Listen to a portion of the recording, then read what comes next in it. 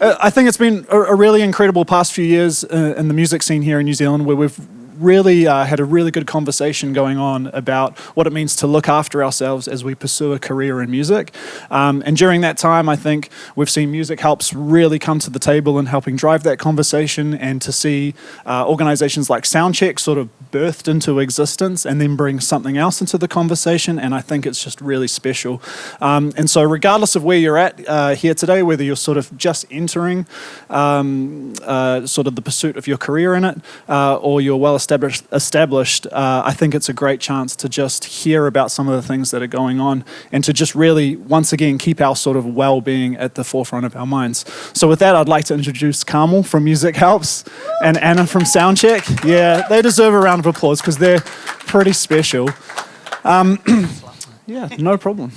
So maybe just to start off, Carmel, do you want to tell us a little bit about what MusicHelps is and what it does? So hello everyone, I'm Carmel. As you can see, or hopefully the stage lighting, please crew, is hiding it a bit. I've been in the music industry for a very long time. I started out at Power Station back in 1990. I was only 3, so we'll qualify that. From there, I moved on to Roadshow Entertainment, where I ran Roadshow Music, and I inflicted Savage Garden on the New Zealand public, which actually lovely guys, and I shouldn't have said that. Alongside working at Roadshow, I've been involved with live music.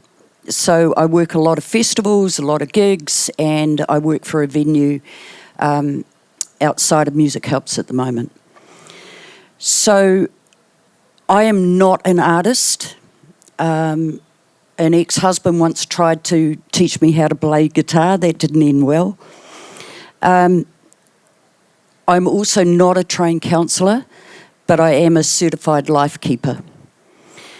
So MusicHelps was established originally through Dame Hiniwehi Mohi's need to establish music therapy in New Zealand for her daughter. From there it grew, and we're very lucky to have had on our board at MusicHelps, we've still got people like Kath Anderson from the Music Commission, who has been with us all through the journey and the change from the New Zealand Music Foundation to MusicHelps.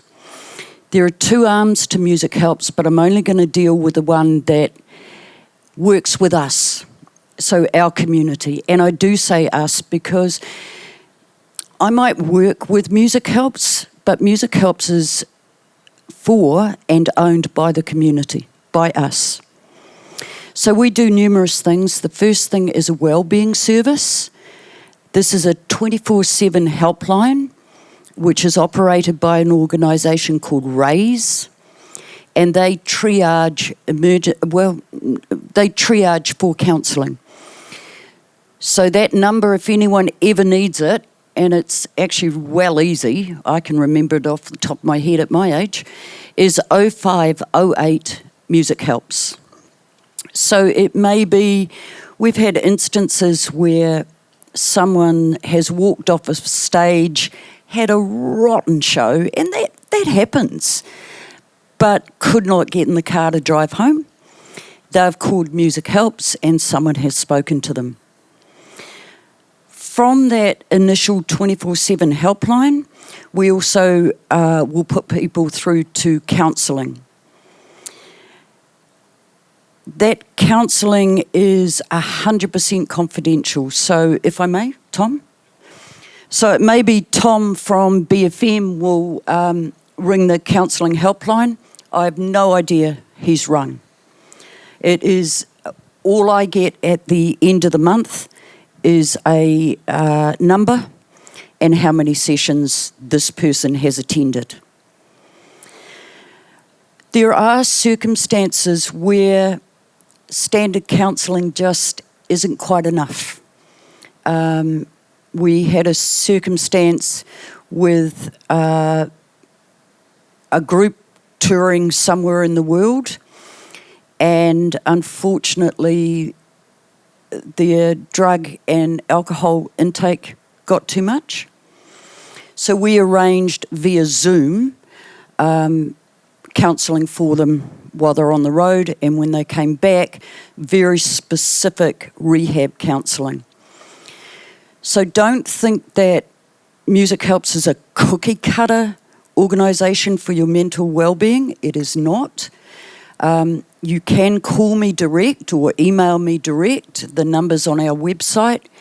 And if you have specific requirements, we will meet that. There's an artist I'm working with at the moment who was seeing a counsellor for a while.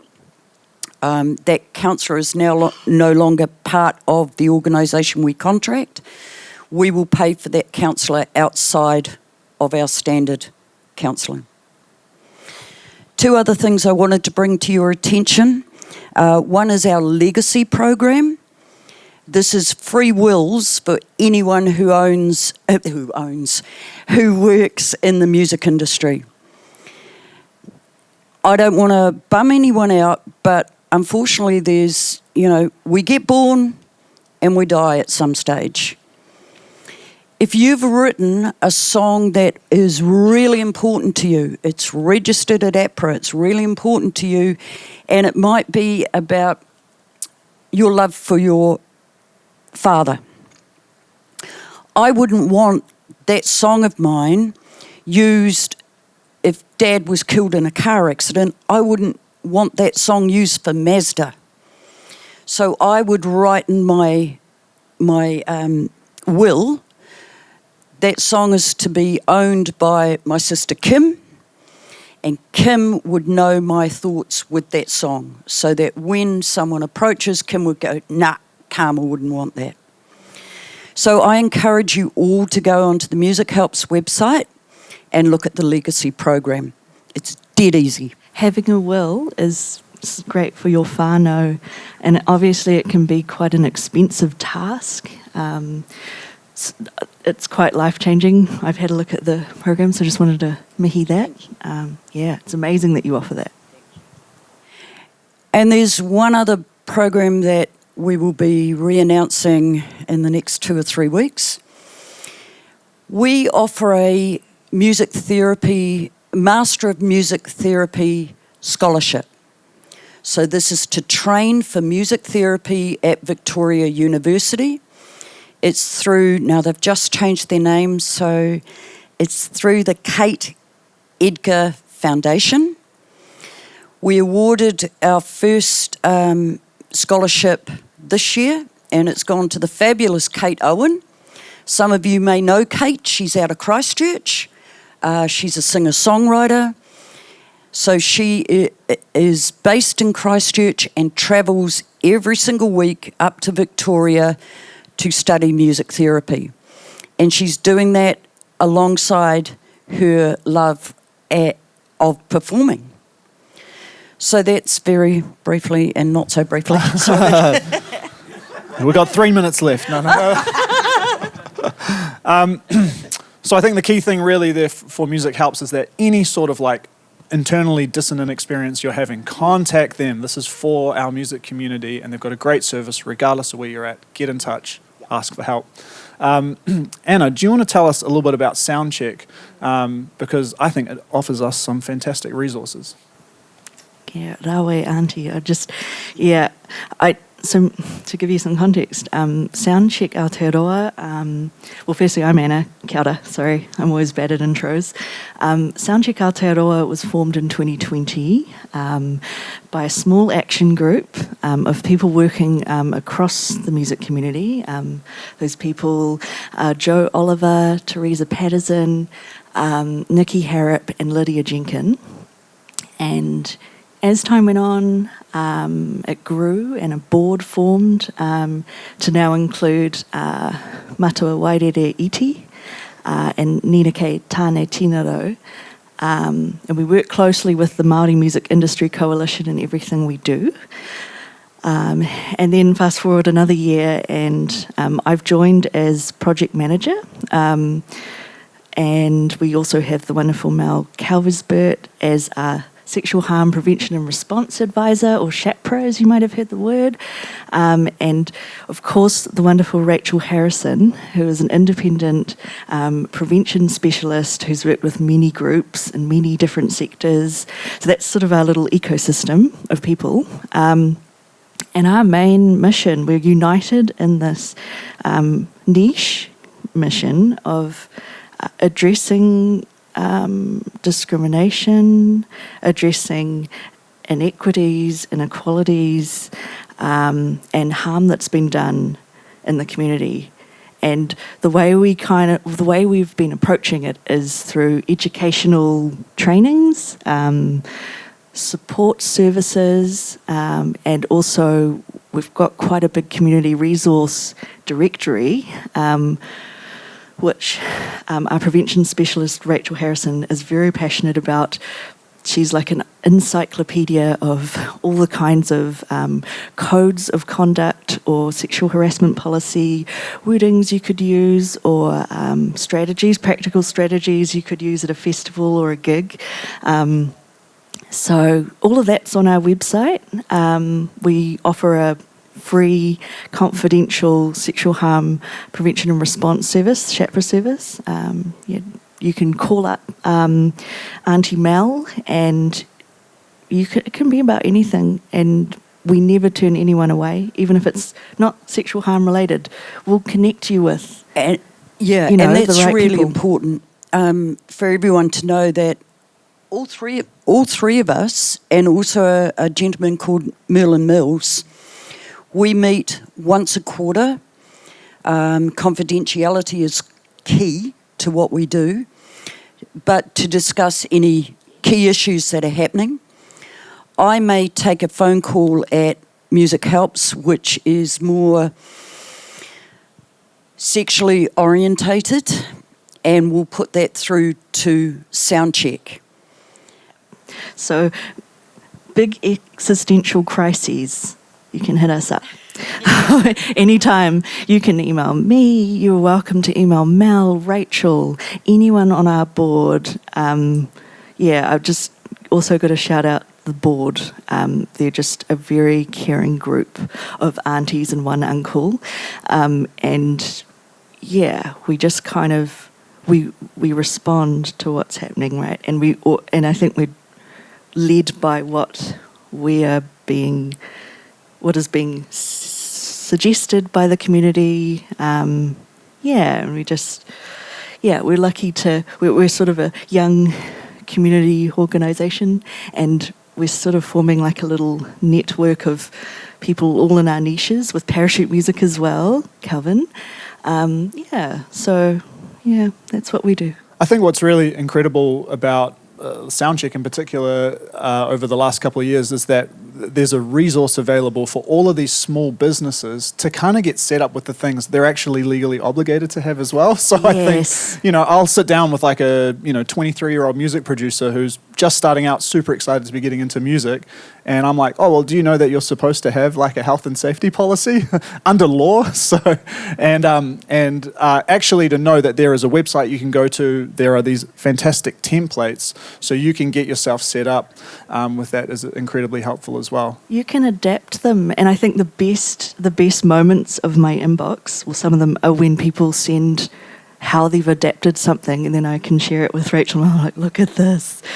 Because that's the thing, all generations, the cool Gen Z people will do something, they'll share information in a way cooler way than us millennials could never.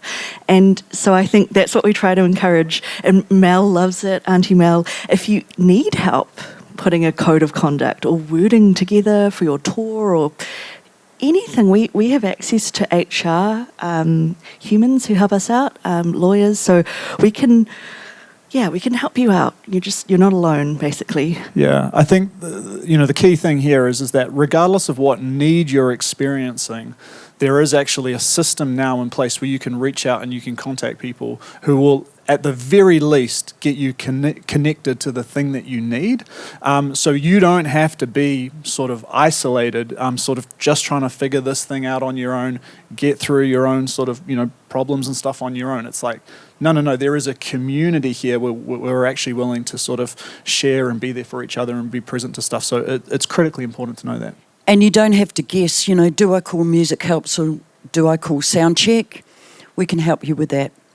And it may be that, well, as happens quite regularly, I'll put someone across to SoundCheck because it fits better there, or Mel will put someone across to MusicHelps. And there's been 2 or 3 circumstances that we both worked together to get this person assistance. It needed a dual approach. So, I mean, here's the thing, though. There are lots of services available in our country. We're very lucky that, you can find, a helpline for almost anything you're dealing with. But I think it's been quite important that we set things up for the music community. Carmel, why is it so important that we create or help facilitate targeted, bespoke support for our musicians and our creatives and our whole sector? When I first had my daughter, I was working at a concert venue. I was able to take 2 weeks off, which is cool. I was fine with that. My daughter's father was on the road with a band. He was away for a summer tour, so he was away for 6 weeks. I was struggling a bit, went to see a counsellor who suggested that I should only be working 9 to 5. My band doesn't get on stage till 8 o'clock. So how the hell is that going to work? I went and saw someone else who got what I was talking about and helped me work out how to change normal. And I do this because our world isn't my world isn't what my mother's world was. So this person gave me the tools to be able to change my family routine. And it's often, I call it, well, lots of other people do too, but it's your toolbox. So when I am working at a festival, lots of different things come up. And I have now, through a wonderful woman called Katerina, who's the counsellor I see, and I'm quite open about seeing a counsellor. It's important, not just for me, but the people I work with. She's given me a toolbox of how to look after me so I can look after other people. Yeah, normalised therapy. Yeah. Yes. Yeah. I think it helps as well. Like there are so many things that are very unique about the creative's experience, and so it's not, it's the 9 to 5 or the lack of 9 to 5 thereof.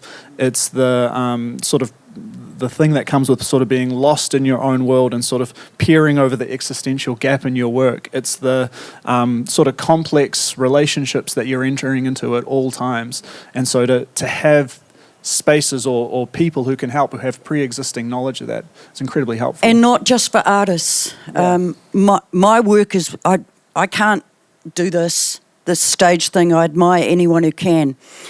But I'm very good in that back room. I do accreditation, car parking, wrangling, artist liaison, all of that. Whilst it doesn't come with the pressure of putting my babies out there, my music out there, it comes with a different set. So anyone who's in the room who is the back of house, we're for you as well. Because that is a whole different set of potential stresses that we can deal with as well. That includes radio. It includes retail. Yeah.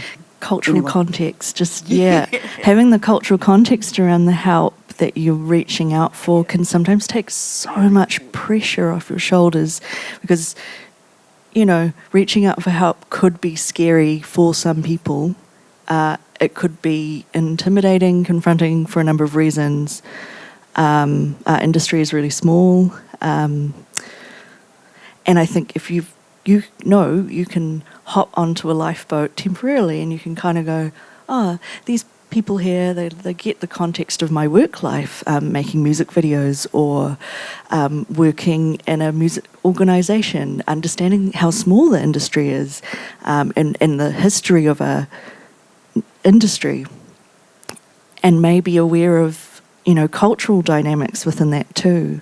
I just to kind of attach to that point, it's like, for some people, you may want to talk to a kaupapa Māori, for example, to get some perspective that sits within your world and how you want to approach what you're dealing with or finding solutions. So I think tailored services, tailored is so good. And I know from personal experience, I'm just like, yes.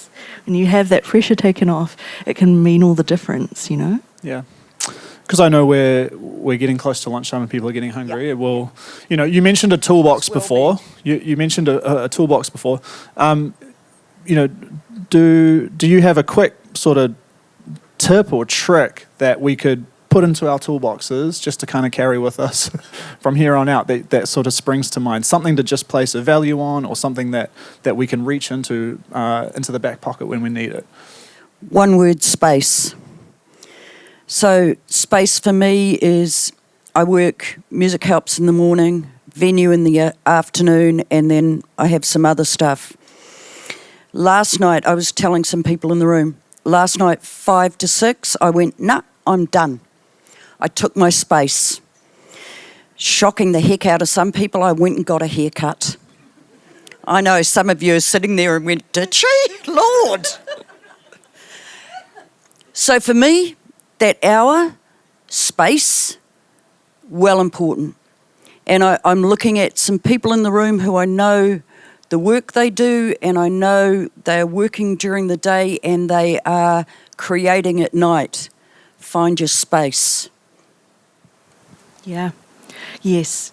Boundaries, eh? Like, I'm thinking back to something that I have learned the hard way, and it's so simple and it's kind of annoying.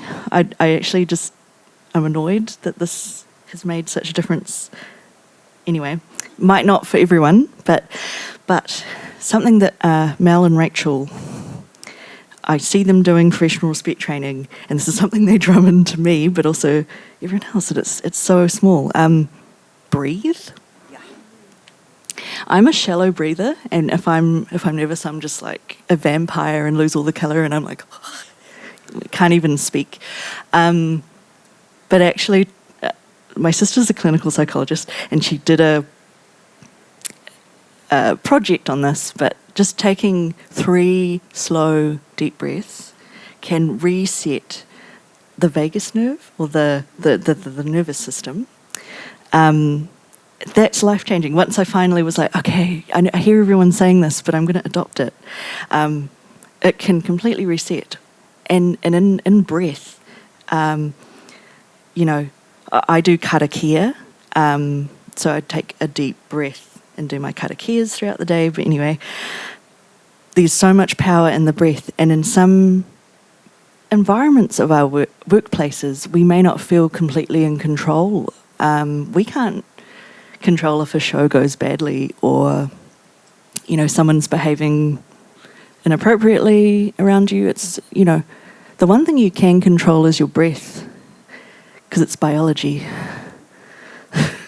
Sorry, my sister would hear me saying this, like, where is the science? What do you... Very cool.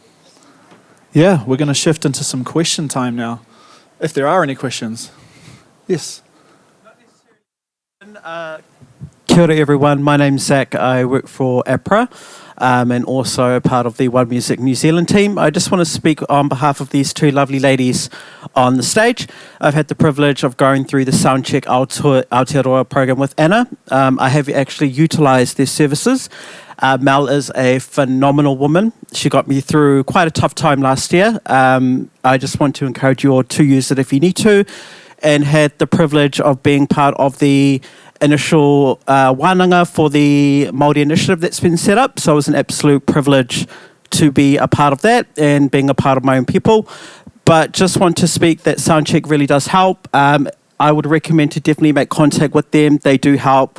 I wouldn't be in the place that I'm in now if it wasn't a part of, if it wasn't for that team. So, ngā mihi ki a koe ana, you know the no. Thank you.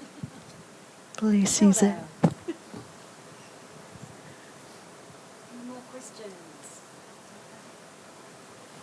We could do a safety rap. No, we couldn't. Sorry. No one give me a microphone. All right. Is that us? Thank you, everyone. Yeah, appreciate it.